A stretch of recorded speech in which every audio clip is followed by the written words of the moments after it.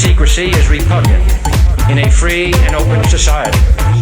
And we are, as a people, inherently and historically opposed to secret societies, to secret oaths, and to secret proceedings. We decided long ago that the dangers of excessive and unwarranted concealment of pertinent facts far outweighed the dangers which are cited to justify it. Even today, there is little value in opposing the threat of a closed society by imitating its arbitrary restrictions. Even today, there is little value in ensuring the survival of our nation if our traditions do not survive with it.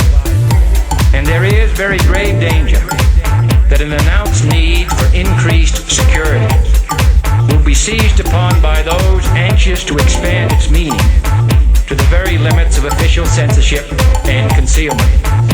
That I do not intend to permit to the extent that it's in my control. And no official of my administration, whether his rank is high or low, civilian or military, should interpret my words here tonight as an excuse to censor the news, to stifle dissent, to cover up our mistakes, or to withhold from the press and the public the facts they deserve to know.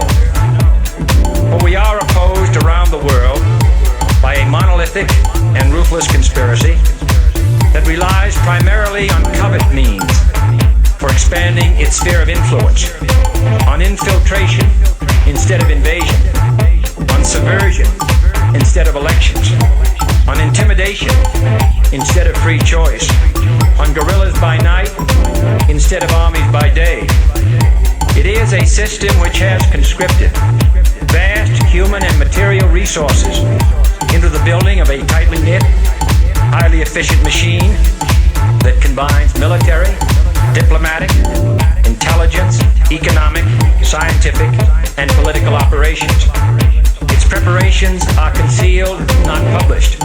Its mistakes are buried, not headlined. Its dissenters are silenced, not praised. No expenditure is questioned, no rumor is printed, no secret is revealed. No president should fear public scrutiny of his program, for from that scrutiny comes understanding, and from that understanding comes support or opposition, and both are necessary. I am not asking your newspapers to support an administration, but I am asking your help in the tremendous task of informing and alerting the American people. For I have complete confidence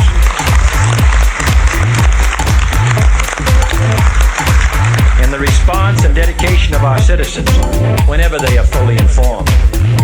I not only could not stifle controversy among your readers, I welcome it. This administration intends to be candid about its errors.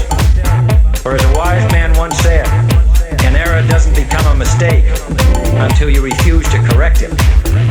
We intend to accept full responsibility for our errors, and we expect you to point them out when we miss them. Without debate, without criticism, no administration and no country can succeed, and no republic can survive. That is why the Athenian lawmaker Solon decreed it a crime for any citizen to shrink from controversy.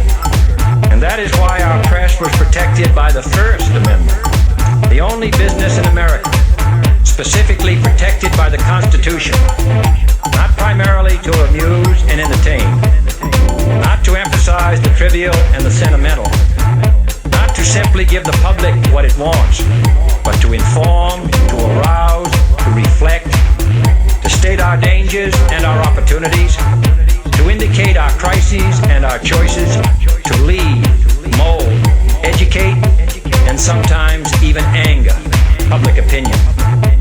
This means greater coverage and analysis of international news, for it is no longer far away and foreign, but close at hand and local. It means greater attention to improved understanding of the news, as well as improved transmission. And it means, finally, that government at all levels must meet its obligation to provide you with the fullest possible information outside the narrowest limits of national security. And so it is to the printing press, to the recorder of man's deeds, the keeper of his conscience, the courier of his news, that we look for strength and assistance, confident that with your help, man will be what he was born to be, free and independent.